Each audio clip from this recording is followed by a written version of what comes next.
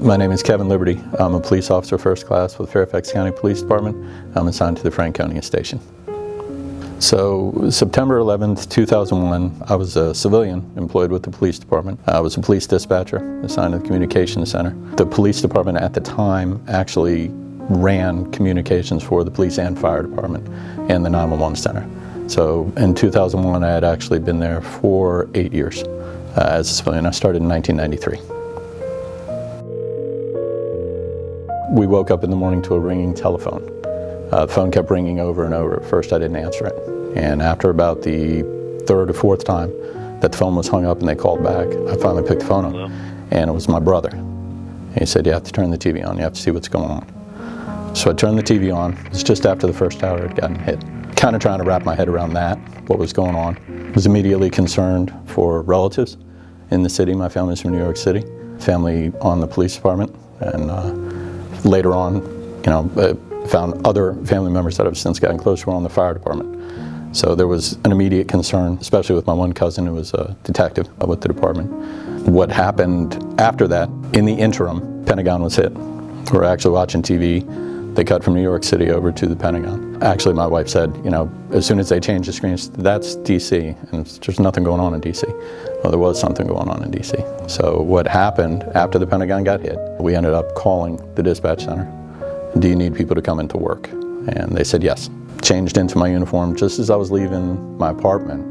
And my mother was very proud Irish Catholic from New York City, strong personality. And I picked the phone up, and my mother's sobbing in the phone. And she's saying, "Look what they did to my city. Look what they're doing." My mother's since passed away, but I can literally hear her voice saying that as clear as day. I can pull up that memory very, very easily. So we left my apartment, went up to the dispatch center. We got to the dispatch center, we got inside, and they were looking for people to go down to the Pentagon. So they were looking for people literally as soon as we walked in the door. "You're going down to the Pentagon." I said, "Okay." I gave my now wife my car keys and everything. I said, "I'm not sure when I'm going to be home. Here's my car keys." I gave her my address book. I said, "I need you to keep going to New York." Just a couple numbers highlighted that just so we could find out, is everybody okay? Just need to hear the voice, that's it.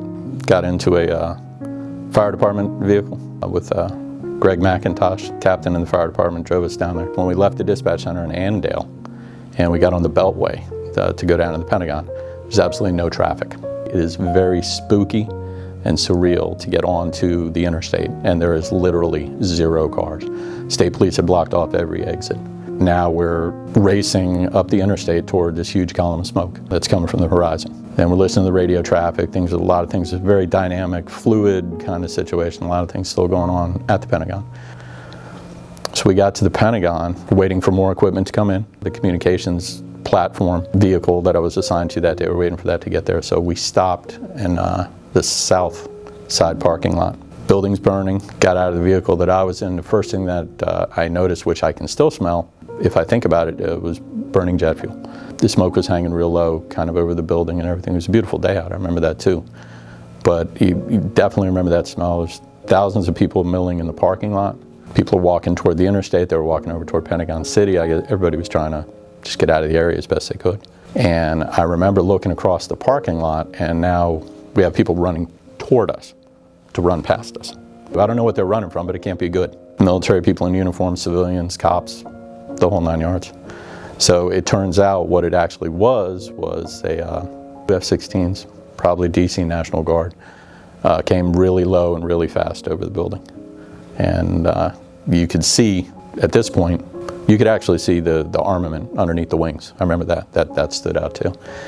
As if looking at the burning building with this gaping hole in it doesn't snap you into reality enough, that'll do it as well. After the equipment that we were waiting on got there, we set up right in front of the impact zone. We got our gear, everything. What we were doing was communicating with Fairfax County Fire Department's teams that were operating inside the building. Once we got up and running, you would hear communications. They're entering at this point. They're in this ring, E-ring, or whichever. I remember very vividly them calling out when they would find victims and where they were located at inside of the building. And you made a note of it. Everything got recorded. So I remember that.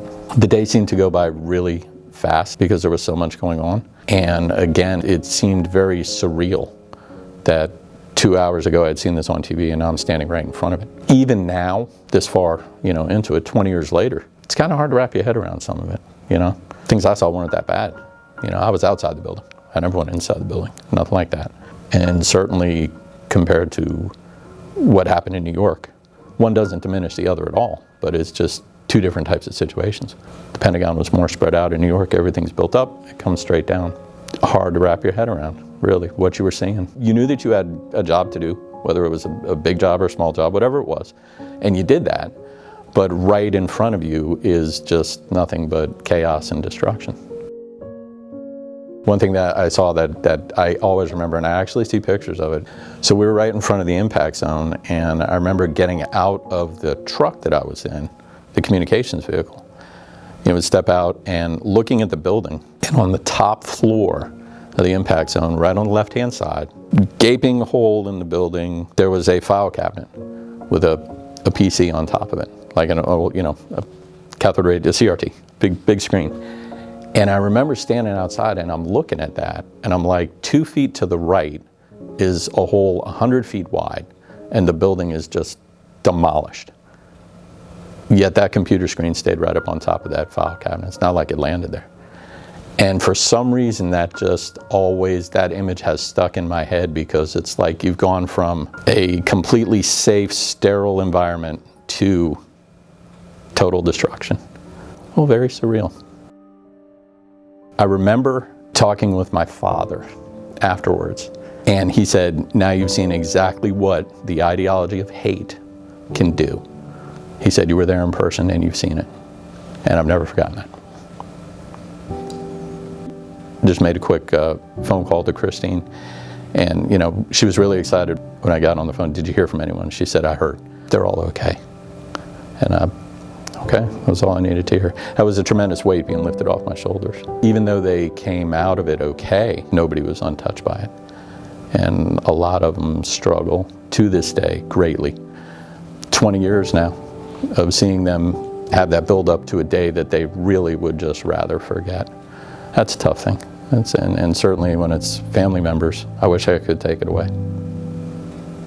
Everything that you kind of looked at, whether it was just my viewpoint at the Pentagon, what you saw in New York City at Ground Zero, you look at it and you think, all right, this isn't supposed to be happening. Did this happen? Of course it did. Standing right in the middle of it. Everything literally changed in a 2-hour period, I guess, from when the first tower got hit to when everything finished up. It hasn't been the same since. Not going to be the same. But it's probably going to be the biggest event in our lifetime, worldwide. I mean, it changed everything, not just this country. I don't particularly look forward to September. I feel in a very odd way that it was a privilege to be able to do my job and have a very small hand in it, but it's an experience that I won't forget. No. For several months afterwards, the events of 9/11 that brought the country together, at the time, the unity that we saw, and certainly you guys saw it in New York, that was actually a beautiful thing to see. I don't know if the country's ever going to get back to that again. There was a lot of gratitude and a lot of appreciation, which was a nice thing to see. It was. I hate the circumstances that caused it with a passion, but it was a nice thing to see.